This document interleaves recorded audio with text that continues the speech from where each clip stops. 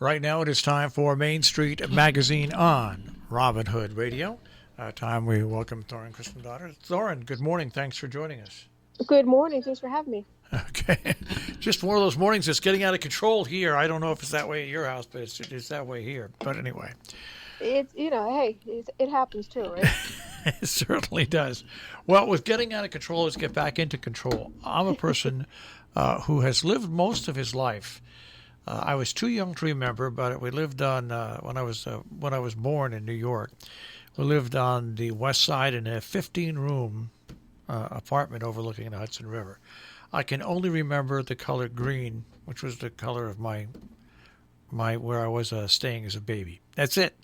But other than that, I've lived in farmhouses, New England farmhouses. I've lived in when I lived in Kingston, New York, a couple of two-family houses, a stone cottage in Hurley, and I've always though loved. Maybe I'm wrong. The Scandinavian, simple, plain, modern look. I Yes. might be saying I've never lived in a house like that. And right now I rent a house, and I have for the past 11 years, which is just a perfect 1,200-foot room house, two bedrooms upstairs, a nice living room and family room combined, which leads into a kitchen, a galley kitchen, which leads into a space which then leads out onto the deck, and a nice bedroom and bathroom downstairs. But I've always, if I ever had the money, wanted to build one of those type of houses. And when I saw, I may be wrong. Maybe it's not. Maybe I'm looking at. I'm interpreting the picture wrong. I looked at your story, form, function, and the spaces we occupy, John Alley and the designer's life, and I see a picture of some place that I would love to live in right there. Well, John does love more of the quote unquote modern type of design, even though he has worked, as an architect in every realm of style and design. But I've known John. He's my neighbor. With his office, and so I know a little bit about his work, and he's advertised with us. But it wasn't until we had this article about him I really understood the depths of his philosophy when it comes to architecture. So that, as we've talked about so many times, that's one of the things that I personally love so much about being able to produce this magazine is learning, about the ins and outs of people and businesses and things. And so learning that about John was very fascinating because I too love that type of modern design, and being from Iceland, Scandinavian design is definitely in my wheelhouse. And, in my design work, I often, design in that kind of style as well. You know, So I too, the pictures that we show of his work here, I'm like, oh, I could live there. I'd like to live there. Well, that's the whole thing. If you read the article, and even you have to think, what would you call your style today? But when you look at the pictures, they're clean lines, they're straight lines. There's no wasted space, and even if in one picture where it's like a family great room, and it's got vaulted ceilings and everything. There's something about this design which, no matter how big or small the space, size seems to go away. Right. It's I completely agree. Yeah. yeah, size seems to go away, and so if you're a person like me, that, and I do, I've gotten into ever since the political season, and now I can't stop myself. I watch all these programs on architecture and building. I watch the Home and Garden Network and and I'm just amazed. I'm just amazed at what what really good designers and architects can be called into a situation, and they can completely change within the shell of that house or building the atmosphere. It always amazes me how they can do that. I mean, sometimes it takes a lot of money, sometimes it doesn't. But this article, if anybody likes to look at home and garden TV, this article's for you, because you'll get a real insight on the architect.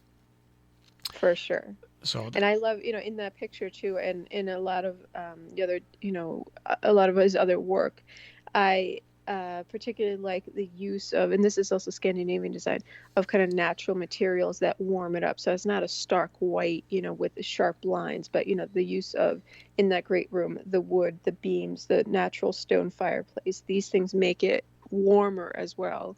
And that's very typical of, Scandinavian design. You feel welcomed. You feel, even though there isn't a lot there, furniture and tchotchke wise, but it just feels at home.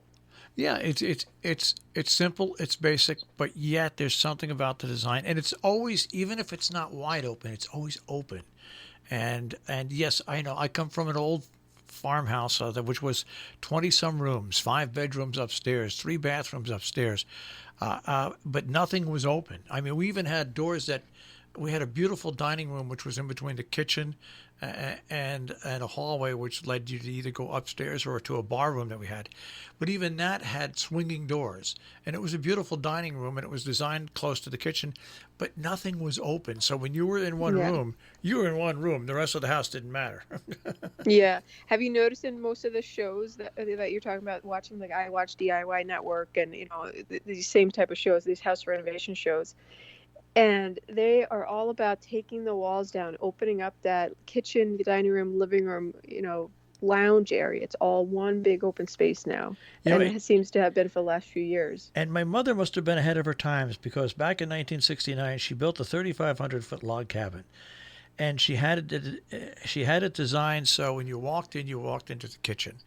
But then when you stood in the kitchen, you looked from the kitchen, and the house was about 35 feet wide, this portion, and went down about 150 feet. You looked straight down. There were no beams in the way. You looked from the kitchen to the dining room to a huge living area with a huge vaulted ceiling, and it had a balcony that would look down from above, and she was way ahead of her time. That's all I got to Yeah. say, because it was wide open and it was constructed to be wide open. And that was back in, like I said, 1969, 1970.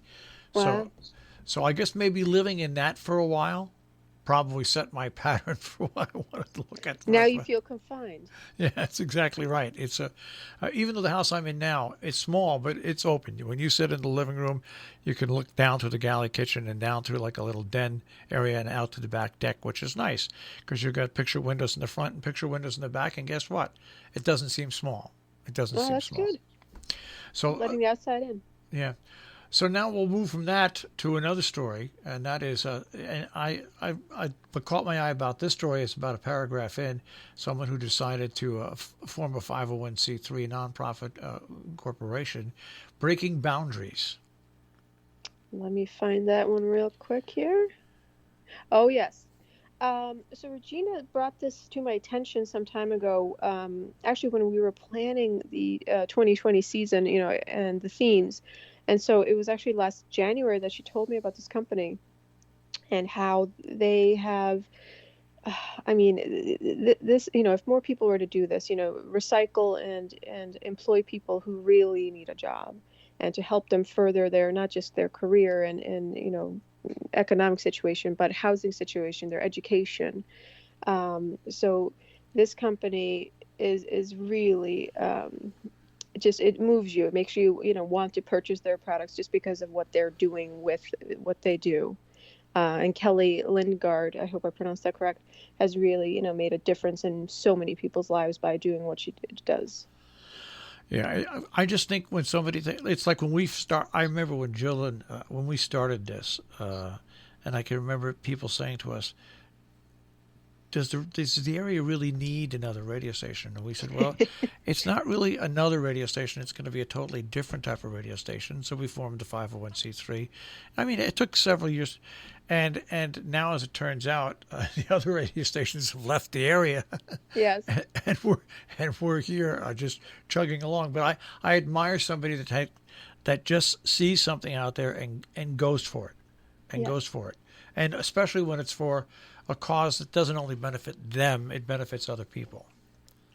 That's just incredible, and that's I think that's also what we've got in common, and we've talked about so many times is about trying to help our community and being a part of the community and doing the greater good in a way, and within our realm, of course. I'm not saying that we're doctors or teachers, but within our realm of what we're capable of doing and trying to contribute to our community. So I think that to me at least is very appealing about other people and companies and what they do.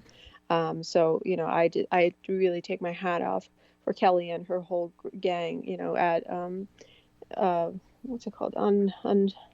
Unshattered. Sorry, we have a. I just finished laying out an article yesterday for our December issue, and it had an the company name was also un something, so I wanted to make sure I wasn't mixing them up.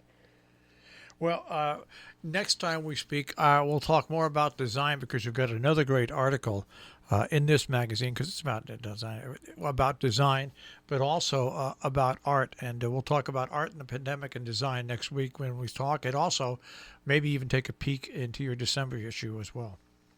Sounds good. I'm finishing that up now, and we hope to have it to the printer this week so that we get it right after Thanksgiving for everyone.